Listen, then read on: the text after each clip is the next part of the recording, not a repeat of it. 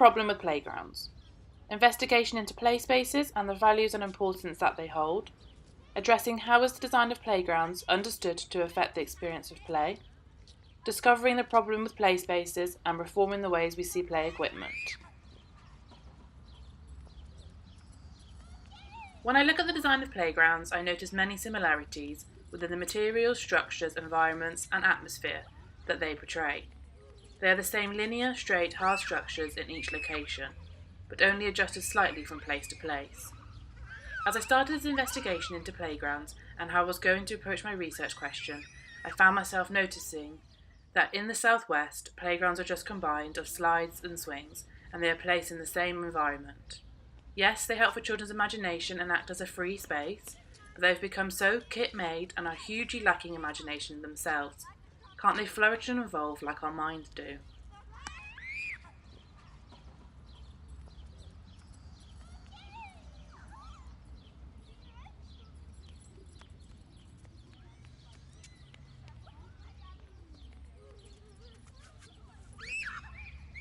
Junkyards, an environment that solely focuses on exploration and discovery for yourself. It is a fascinating way to stop being so consciously aware of the health and safety regulations that are drummed into the designs of playgrounds and to let the children learn for themselves.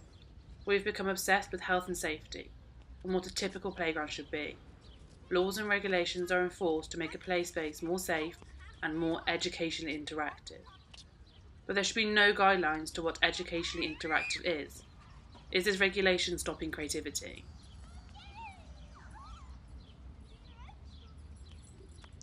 We have seen play spaces evolve through the environment and spaces that they are placed within, such as forest schools. These are placed in an environment that is the third teacher. It is the educator of nature and wonder and lets children and adults explore and discover for themselves. From this, I want to examine and see if we as a community, not only children but adults, are consciously aware of the ways in which we physically and socially interact with play spaces and the structures placed within a play environment.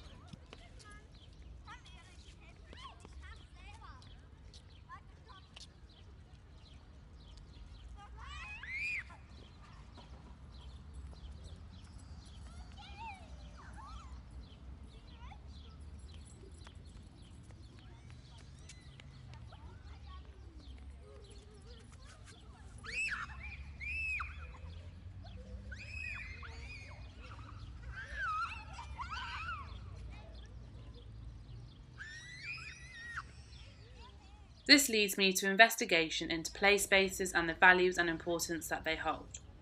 How can I show that these play spaces create relationships and connections for us all, and are crucial to our development as human beings?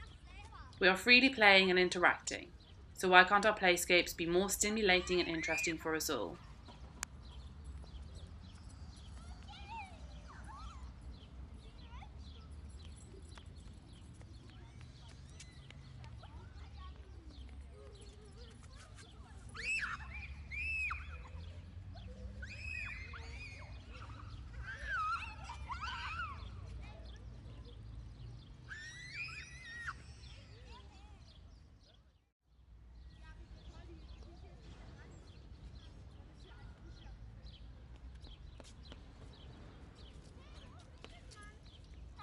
If we focus and start to conduct a purpose on how a play object and play space holds memory and meaning for individuals, we can provide the proof that playscapes are more than just playgrounds.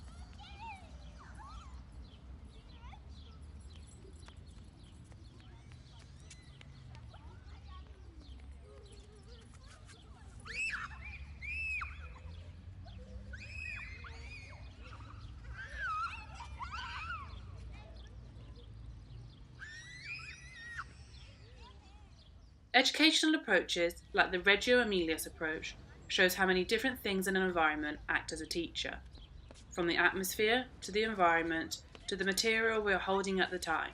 Everything that is touched, smelt, seen and heard is a learning curve and an invitation to see aspects in a different way.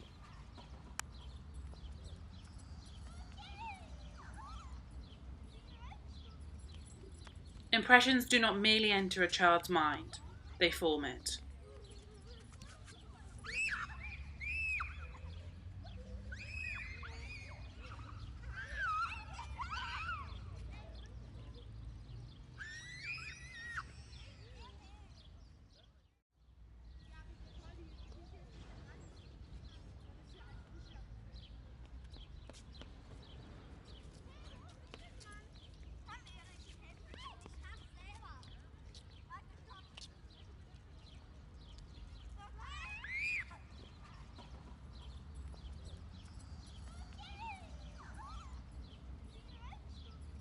Sensory exploration is a child's way of examining, discovering, categorising, and making sense of the world, and it's beneficial to provide them with opportunities for sensory play.